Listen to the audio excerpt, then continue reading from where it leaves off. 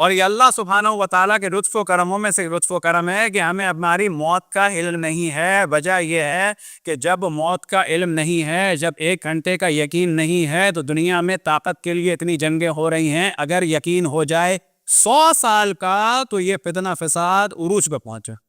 ابھی ہمیں معلوم نہیں ہے کہ جس کے لیے ہم اتنی اسٹرگل کر رہے ہیں، اسٹرگل کرنا اچھی بات ہے، وہ پازیٹیو کام ہے۔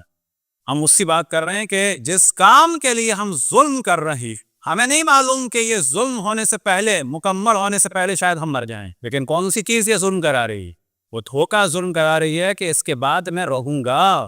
اور یاد رکھیں کہ ایسے افراد عمر گزرنے کے ساتھ ساتھ خبیث سے خبیث تر ہوتے چلتے ہیں۔ یہاں بعض کاموں کا موقع نہیں ملتا یورپ وغیرہ میں، ایسا نہیں ہے، بڑے اچھے ہیں، بہت کاموں میں اچھے ہیں، لیکن وہ قانون کی وجہ۔ یہ وہی لوگ ہیں جنہوں نے امریکہ، آسٹریلیا گئے تو اپارچونیٹیز کی نسلیں ختم کر دی، یہاں آئے تو یہاں کی نیٹو کی ختم کر دی، امریکہ گئے ہوئے تو وہاں وہ قانون کی وجہ سے بعض باتیں اچھی لگ رہی ہیں اور وہ اچھی ہیں، پازیٹیو ہے۔ ہمارے یہاں کیونکہ قانون نہیں ہے، وہ ظلم چل رہا ہے۔ مثال کے طور پر انڈیا میں کنسٹرکشن کمپنی کا مالک، آپ کیا سمجھتے ہیں 90 سال میں انسان بن جاتا ہے؟ 90 سال میں پودے سے کہتا ہے پوری جھونپڑیاں جلا دو، کوئی بات نہیں، مر جائیں تو مر، ان کو بھی تھوڑا سا راشن پانی دے کے ٹیمپریری گھر دلا دیں گے، جگہ خالی ہو جائے گی، یہاں پر بلڈنگ بنا۔ وہ 90 سال میں بھی انسان نہیں بنتا ہے۔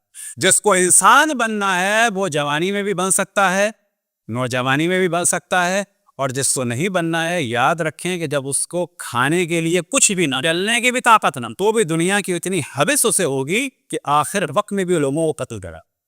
انسان وہ بنتا ہے کہ جو حقائق کے ساتھ دنیا کو دیکھے، اگر اتنا ہی جان لے کہ یہ میری ساری طاقت اور قدرت اور نالج حتی، اس پر بھی تب وہ نہیں کرنا چاہیے۔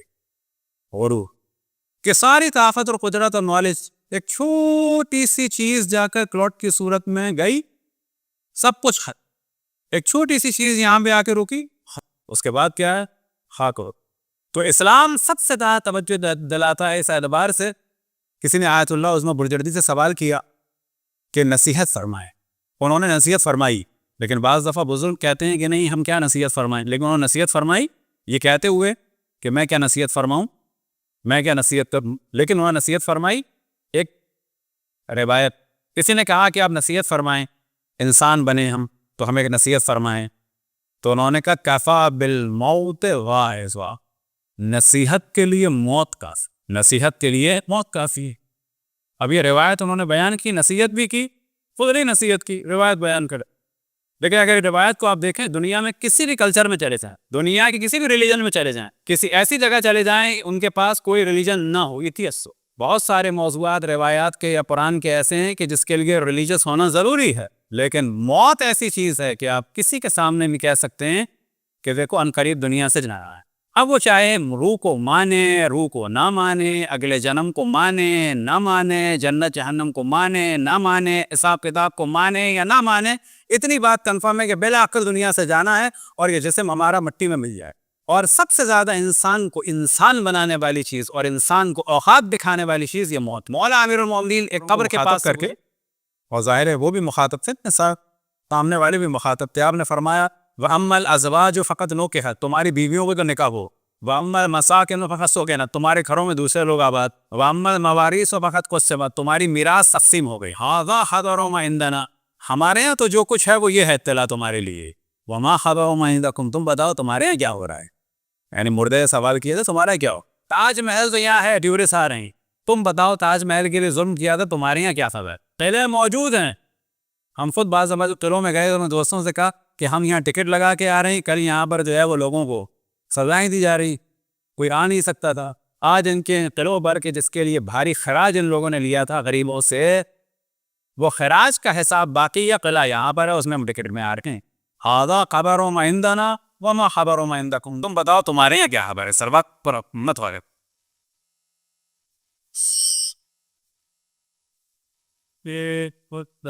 اب والدین کے بارے میں توجہ رہے کہ والدین چاہے شیعہ ہوں چاہے نہ، چاہے کسی بھی فرقے کے، اور چاہے اصل مسلمان نہ، عیسائی ہوں یہودی ہوں، ابراہمک ریلیجن کے ہوں، اصل وہ بھی نہیں ہے، سمجھے ہندو یا سکھ ہے، اصل وہ بھی نہیں ہے، اصل ایتھیسٹ۔ حکم کیا ہے اللہ سبحانہ و تعالیٰ کا، وَبِالْوَالِدَيْنِ احسان، کہ والدین کے ساتھ نیکی کرنی ہے بلا قید و شرط، لیکن یہاں پر بیلنس کرنا ہوگا، نہ بالکل وہ والی کیفیت کے والدین کی توہین کی جائے، نہ بالکل وہ والی کیفیت کی جی ماں نے کہہ دیا کہ میں دودھ نہیں بخشوں گی تو بیوی کو طلاق دے دو، نہ دونوں جہالت ہے۔ اسلام یہ کہتا ہے وَبِالْوَالِدَيْنِ احسانا، لیکن ان کی بات نہیں ماننی ہے جہاں اللہ کی مخالفت۔ ماں باپ نماز نہ پڑھیں ان کی توہین نہیں کر سکتے آپ، لیکن ماں باپ کہیں کہ تم نماز شب نہ پڑھو تو پھر نہیں پڑھ دی، لیکن ماں باپ کہیں کہ نماز فجر نہ پڑھو تو پھر کیا کرنا ہے؟ پھر پڑھ، لیکن کتنی پڑھنی ہے؟ اللہ اکبر اللہ اکبر اللہ اکبر، بھائی اتنی مختصر۔ اگر وہ ڈسٹرب ہو یہ نہیں کہ ان کی ضد میں کیونکہ جی میرا باپ جو ہے فاسق ہے، بعض دفعہ بعض نوجوان جو دیندار ہو جاتے ہیں اس قسم کے بھی کیسز آئے کہ ہمارا باپ جو ہے شرابی ہے، رات تو برش کھیلتا ہے، فریش کھیلتا ہے، یزید الشمر ہے۔ انہوں نے کہا نا ایسا نہیں کر سکتے، وبالوالدین احسان۔ وہ سوچو آپ شراب دے نہیں سکتے لیکن وہ پی رہا تو پینے جو نصیحت پر اس کو شراب پیتے ہوئے بھی اس کی انسلٹ نہیں کر سکتے، نصیحت کا وہ کہے کہ نکال کے ڈال دو وہ ڈال نہیں سکتے، میں آپ کے پاؤں دبا دوں گا 2 گھنٹے۔ یہ لکھا وجہ کیا ہے؟ وبالوالدین احسانا، لیکن کب تک؟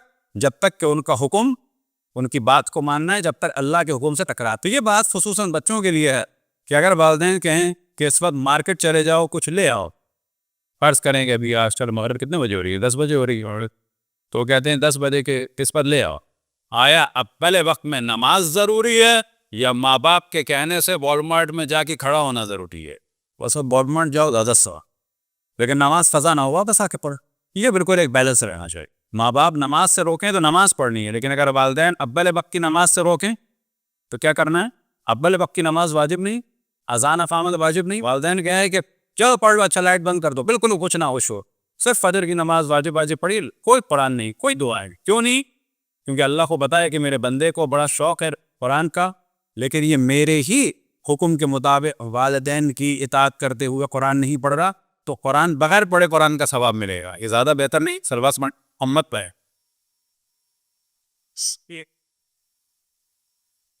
اب یہ نتیجہ ہم نے کہاں سے نکالا؟ امام محمد باقر علیہ السلام فرماتے ہیں لیا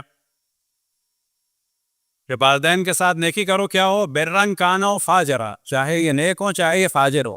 نیک فاجر کون ہوتے ہیں؟ مسلمان، تو بھی نیکی کر رہی۔ پھر اس جگہ فرماتے ہیں وَإِن كَانُوا مُشْرِكِينَ، اگر یہ مشرک ہوں تو بھی کہتا ہے وَبِالْوَالِدَيْنِ احسان۔ صرف یہ ہے کہ ان کی حرام کام کے لیے یا واجب کو چھوڑنے کے لیے ان کی اطاعت نہیں ہے، اور بچوں کی طرف بچوں کی توجہ دلائیں۔